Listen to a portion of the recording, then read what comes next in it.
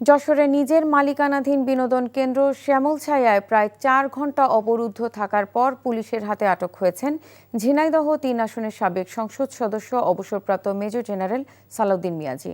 তিনি পতিত স্বৈরাচার শেখ হাসিনার সামরিক সচিব হিসাবেও এক সময় দায়িত্ব পালন করেছেন।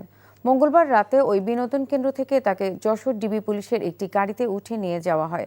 মঙ্গলবার সন্ধ্যা থেকেই গ্রামবাসী, বৈষম্য বিরোধী ছাত্র আন্দোলন ও নাগরিক কমিটির নেতাকর্মীরা ওই বিনোদন কেন্দ্রটি অবরুদ্ধ করে রাখেন। ঘটনাস্থলে থাকা নাগরিক কমিটির এক সদস্য জানান, সালাউদ্দিন মিয়াজি বিনোদন কেন্দ্রটিতে অবস্থান করছেন এমন খবরে বৈষম্য বিরোধী আন্দোলনের কয়েকজন সদস্য সেখানে যান। এ সময় বিনোদন কেন্দ্রের লোকজন তাদের এক কর্মীকে মারধর করে। খবর পেয়ে বৈষম্য বিরোধী ছাত্র আন্দোলন যশোরের আহ্বায়ক রাশেদ খানের নেতৃত্বে বেশ কিছু নেতাকর্মী ঘটনাস্থলে গিয়ে বিনোদন কেন্দ্রটি অবরুদ্ধ করে স্লোগান দেন। তাদের সাথে গ্রামবাসীও যোগ দেয়।